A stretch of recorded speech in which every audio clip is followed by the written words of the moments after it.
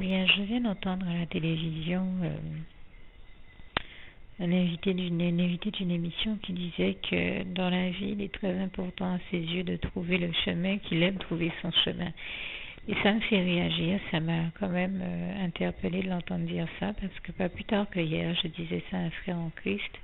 Je crois que le vrai chrétien, et en tout cas c'est mon cas, ne peut pas supporter l'idée d'être perdu sur le chemin ou de ne pas retrouver son chemin et d'avoir la sensation d'avancer dans les ténèbres au lieu d'avancer avec Dieu sur la voie de la lumière. Mais je rends grâce et gloire à Dieu qui, une fois que nous avons accepté Jésus-Christ comme notre sauveur personnel et que nous sommes passés par la conversion et le baptême à l'âge adulte, tout comme Jésus-Christ nous a donné l'exemple, le meilleur des exemples à suivre en se baptisant lui-même à l'âge adulte, en passant par les eaux du Jourdain, et bien, bien entendu, entre parenthèses, je rappelle ce passage de Jean 8, verset 12, 32, 36, Jean 3, verset 3 à 7, acte 2, verset 38, acte 3, verset 19, acte 16, verset 31, Marc 16, verset 16 surtout, et Marc 16, verset 15 à 20 également, mais plus précisément le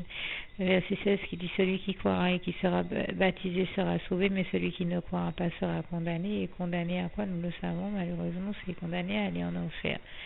Donc je referme la parenthèse en vous disant ne laissez pas le diable vous amener à ne pas passer par les eaux du baptême, mais laissez plutôt Jésus vous sauver en vous permettant d'y passer, justement.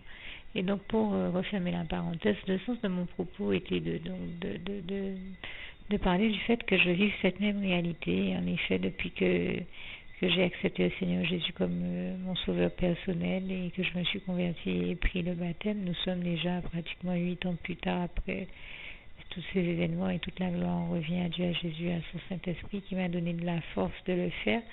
Eh bien, je tenais juste à dire comment, en effet, j'ai découvert à quel point nous ne pouvons pas nous passer du Seigneur Jésus-Christ pour réussir à avancer correctement sur le chemin. Nous avons besoin de lui, nous avons besoin de ses lumières. Et il est d'ailleurs écrit dans le psaume 36, « C'est par ta lumière, Seigneur Jésus, que nous voyons la lumière », tout comme il est aussi écrit en Jean 8, verset 12 que j'ai cité tout à l'heure. Jésus-Christ est le chemin, ça c'est Jean 14, verset 6, Jésus-Christ est le chemin, la vérité et la vie. Mais surtout Jean 8, verset 12, où Jésus nous dit, je suis la lumière du monde, celui qui me suit ne marchera point ou pas dans les ténèbres, mais il aura la lumière de la vie et de la vie éternelle. Et je rends grâce et gloire à Dieu, à Jésus, à son Saint-Esprit pour ça, parce que c'est une réalité que si Jésus n'est pas là pour nous éclairer, eh bien je ne vois pas comment nous pouvons faire pour maintenir les choses en place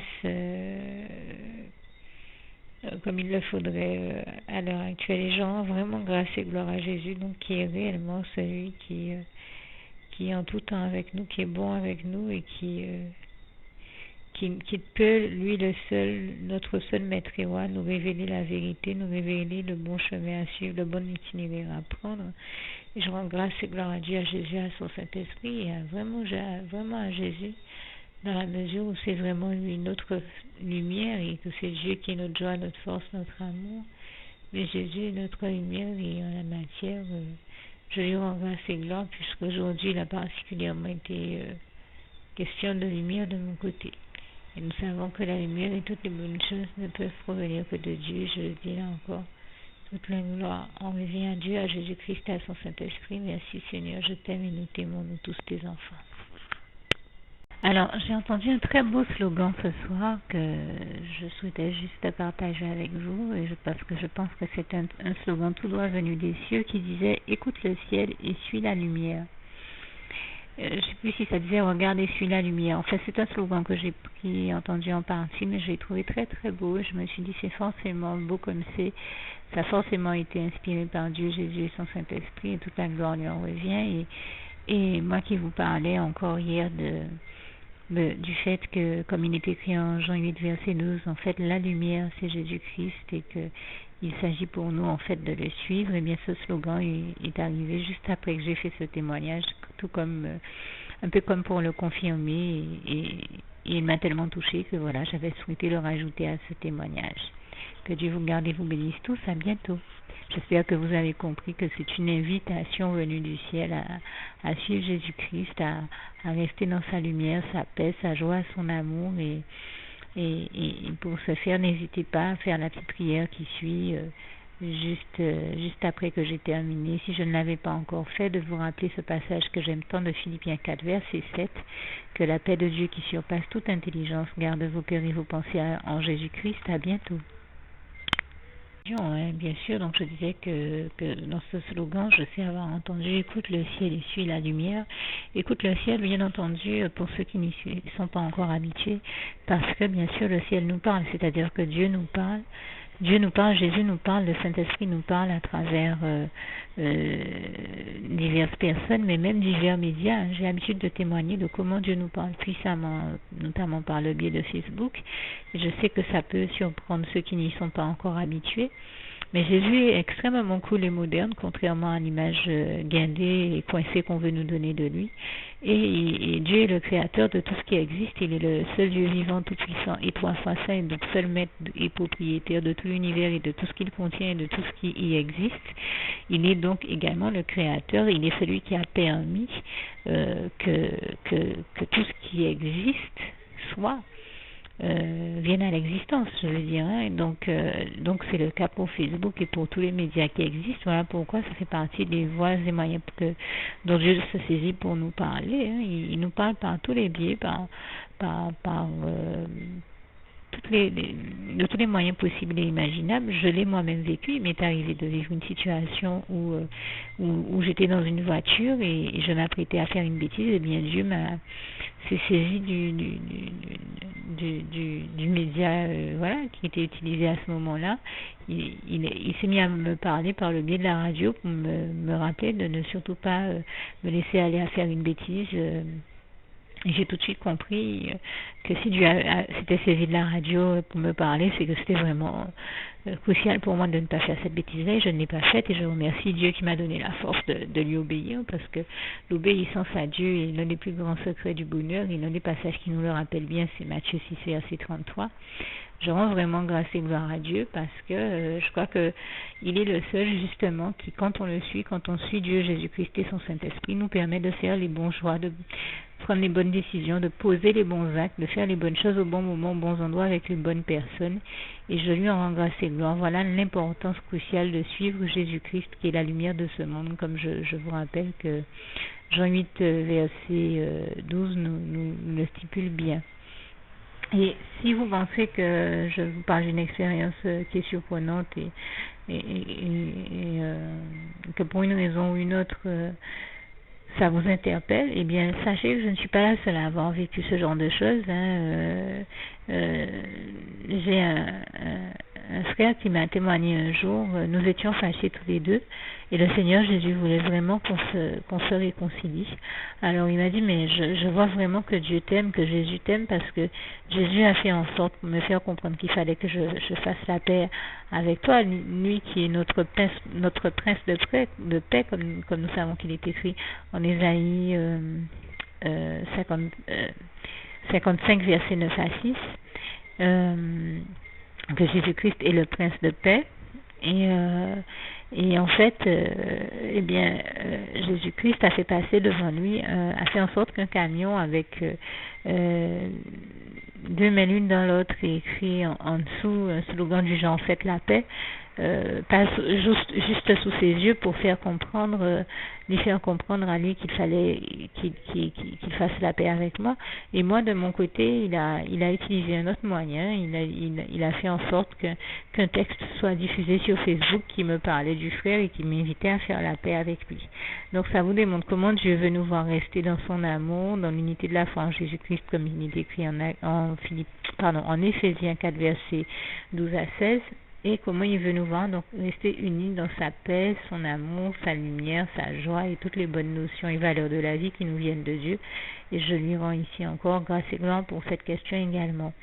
Mais pour moi, l'une des choses les plus belles qui soit arrivée, puisque je vous ai parlé du fait que Dieu s'est saisi de la radio pour me parler, mais c'est que c'est arrivé aussi à ce frère, puisque malgré le signe que le Seigneur lui avait donné, comme il m'a appelé, hein, il m'a rappelé, mais je ne sais pas si il avait encore des hésitations ou s'il me semble ça s'est peut-être passé à une autre époque. Une autre fois, il m'a dit, mais ça a été encore plus fort parce que le Seigneur Jésus. Juste une petite précision pour tous ceux qui ne sont pas encore, qui n'ont pas encore choisi la meilleure des options qui soit, qui est celle d'aller se placer, de faire le choix à soi-même, d'aller se placer dans les bras d'amour de Jésus-Christ, pour se mettre à l'abri de ce monde cruel. Eh bien, je partage avec vous la prière par le biais de laquelle on y accède. Et commence par vous rappeler également ce passage de Jean 14 verset 6 où il est écrit que Jésus-Christ est le chemin, la vérité et la vie. Nul ne vient au Père, Dieu, sans passer par le Fils Jésus-Christ, bien sûr. Je le dis à ma manière, vous regarderez comme il est actuellement écrit dans vos Bibles là encore.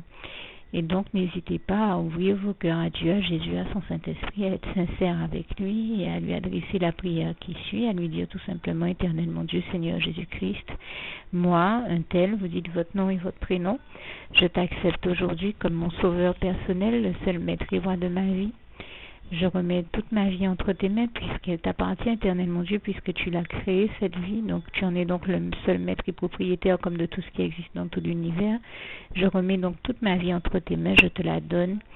Merci, Éternel mon Dieu, aussi de permettre que cette vie que tu m'as donnée continue à être à ta gloire et que je continue à te servir, à t'appartenir pour l'éternité, d'éternité en éternité. Merci aussi, Seigneur, de faire que je continue donc à te servir et à t'appartenir pour l'éternité, d'éternité en éternité. Et aussi, Seigneur, de m'accorder la grâce de ton pardon et de ta miséricorde pour tous les péchés que j'ai commis tout au long de ma vie, jusqu'à la date d'aujourd'hui incluse. Et c'est au nom puissant du Seigneur Jésus-Christ que j'ai fait cette prière.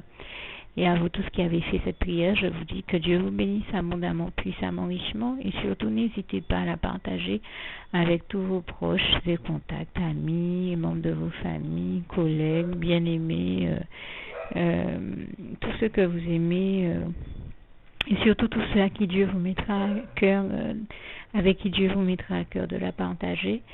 Et comme j'aime à le dire, si vous n'avez pas encore pris le temps de faire cette prière, comprenez bien que voilà, ça ne vous coûte rien de la faire, c'est gratuit, c'est indolore, et que voilà, vous n'êtes pas obligé de me croire, mais moi il m'est arrivé tout comme vous de devoir faire cette prière un jour dans ma vie, et quand on m'a proposé de la faire, je me suis dit, et si c'était vrai, et si c'était vraiment Dieu qui, par ce biais-là, m'appelait à lui et me demandait de lui donner ma vie, de l'accepter, c'était Jésus qui était en train de vraiment me tendre la main et qui était en train de me demander de l'accepter comme mon sauveur personnel, je ne pourrais pas passer à côté de l'occasion de lui dire oui, parce qu'il faut aussi que je reste ouvert ou ouverte à ce que Dieu peut avoir à me dire.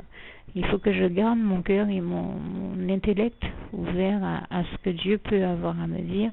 Donc je me suis dit, je ne peux pas courir le risque de passer à côté de mon éternité, de passer à côté des meilleures choses de la vie, surtout si le maître et créateur de la vie m'appelle et cherche à me sauver. Pour être sauvé, il faut bien que je lui dise oui, que je souhaite qu'il me sauve. Oui, Seigneur Jésus-Christ, je t'accepte comme mon sauveur personnel.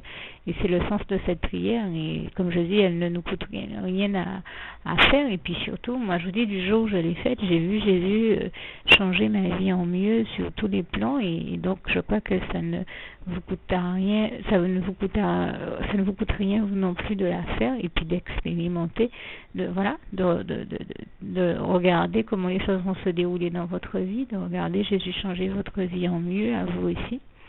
Et voilà, d'en faire l'expérience. Et pour en faire l'expérience, il faut commencer par faire cette prière. Donc si vous ne l'avez pas encore dite, réembobinez tout simplement cette vidéo ou ce document si vous préférez, réécoutez-le et dites avec moi la prière que vous m'avez entendu mentionner.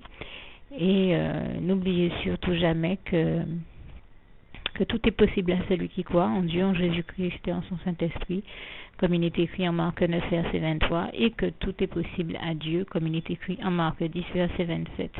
Que Dieu vous bénisse donc et à bientôt.